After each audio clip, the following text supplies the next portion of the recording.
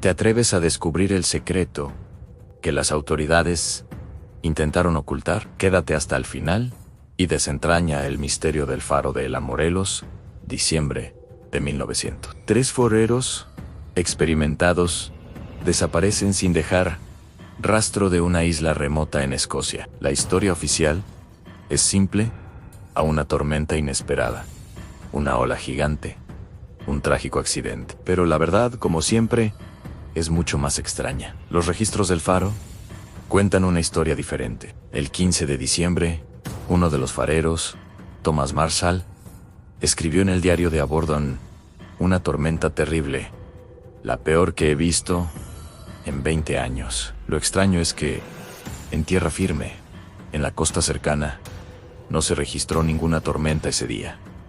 El cielo estaba despejado, el mar en calma. ¿Por qué mentiría un hombre acostumbrado a la furia del océano? 2 días después, la anotación se vuelve aún más inquietante. James Ducat, el farero principal, escribe: Thomas está muy callado. Donald ha estado llorando. Imaginen la escena: 3 hombres rudos, veteranos del mar, aislados en una torre de piedra. Uno de ellos, un gigante, conocido por su temperamento fuerte, está llorando. ¿Qué pudo haberlos asustado tanto? La última entrada en el diario es la más escalofriante de todas. La tormenta ha terminado. El mar está en calma. Dios está sobre todos nosotros. Después de eso, silencio. Cuando el barco de relevo llegó días después, el 16 de diciembre, encontró la isla desierta. El faro estaba impecable, la puerta principal cerrada con llave desde adentro. Una mesa de comedor estaba puesta para una cena que nunca se sirvió, con un plato de carne y encurtidos intacto y una silla volcada, como si alguien se hubiera levantado de repente. Los impermeables de los 3 hombres seguían colgados, lo que significaba que no salieron preparados para una tormenta. Simplemente se habían ido. Aquí es donde la historia oficial empieza a desmoronarse. Durante años, el caso del faro de Alan Moore permaneció oficialmente cerrado. 3 hombres desaparecidos, un entorno hostil, una explicación conveniente. Para las autoridades, no había nada más que investigar. Pero en los expedientes inconclusos, el silencio nunca significa el final. Significa espera. Décadas después, un investigador independiente solicitó acceso a los documentos originales del caso. No quería copias resumidas. Quería los archivos reales, los papeles que nadie había vuelto a leer con atención. Tras meses de insistencia, obtuvo permiso limitado. Fue ahí donde apareció algo que nunca debió estar allí: a una hoja suelta, sin número de archivo, sin firma, sin fecha exacta. No pertenecía a ningún informe oficial. Era una nota manuscrita de alguien que no era ninguno de los 3 fareros, ni del supervisor. El contenido era corto, demasiado corto. Decía que, al llegar a la isla, el ambiente no era normal, que el silencio no era natural, que el faro parecía atento. Esa palabra quedó marcada. Atento, Anne. Como si el lugar mismo estuviera observando. El investigador intentó rastrear el origen de la nota. Revisó listas de personal, registros portuarios, firmas de inspectores. Nada. No existía ningún funcionario asignado oficialmente que coincidiera con esa letra. Era como si alguien hubiera estado allí y luego se hubiera borrado de los registros. Pero lo más inquietante no era lo que decía la nota, sino lo que no decía. No había mención de una búsqueda exhaustiva, ni de inmersiones profundas, ni de rastreo marítimo prolongado. Solo una frase final: no se recomienda continuar. No se especificaba qué, no se explicaba por qué. Simplemente no continuar. Ese detalle jamás fue citado en informes públicos. El caso no se había cerrado por falta de pruebas. Se había cerrado por decisión. A partir de ese momento, el investigador decidió buscar respuestas fuera de los archivos. Viajó a pueblos costeros cercanos y habló con descendientes de pescadores, personas mayores que habían escuchado historias de la isla, incluso antes de que el faro existiera. Ninguno quería hablar al principio, no por miedo, sino por costumbre. En esa región hay cosas que no se explican, solo se evitan.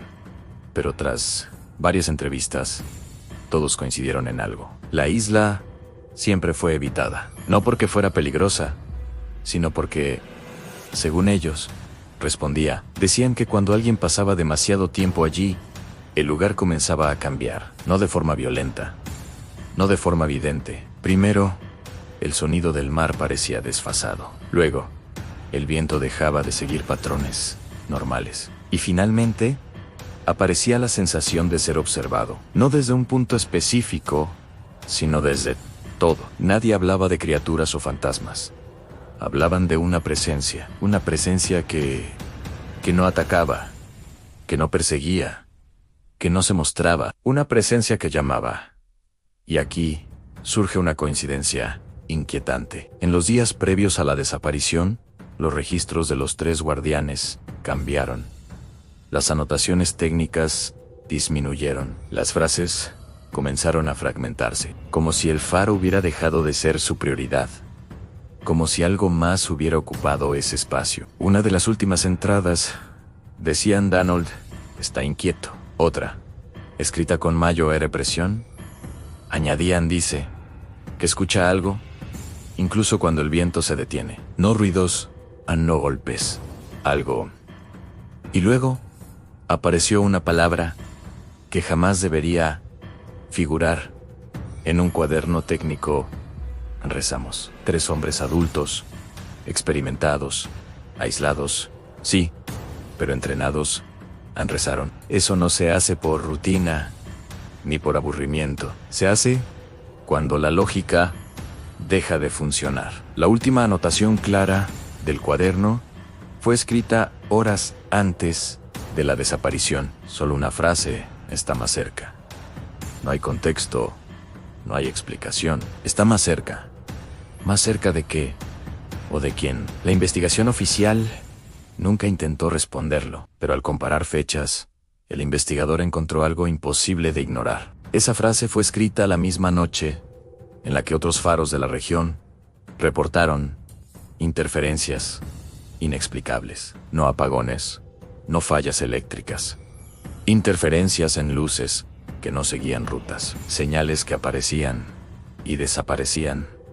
Anomalías que duraron minutos y luego cesaron, como si algo hubiera alterado la rutina normal del mar. Y aquí surge una pregunta incómoda. ¿Y si el faro no se apagó por accidente? ¿Y si la luz no falló? ¿Y si fue apagada porque alguien no quería ser visto?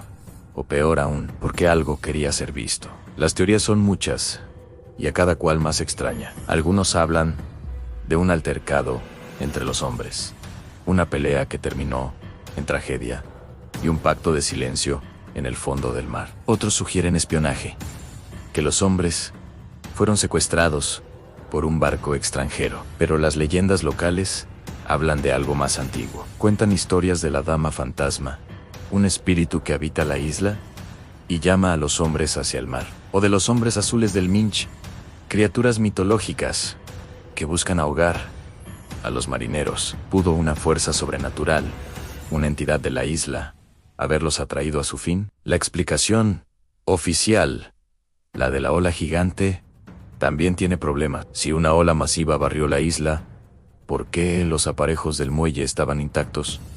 ¿Por qué la cena seguía en la mesa? ¿Y cómo es que los 3 hombres, en momentos diferentes, habrían salido al exterior, en medio de una tormenta, sin sus equipos de protección? El misterio sigue abierto. Ahora entraremos en el análisis más delicado del expediente. Los testimonios que fueron descartados, las decisiones que se tomaron en silencio, y la razón por la que, desde entonces, ningún guardián ha aceptado quedarse solo en Alan Moore durante la noche. Porque algunos lugares no necesitan puertas cerradas.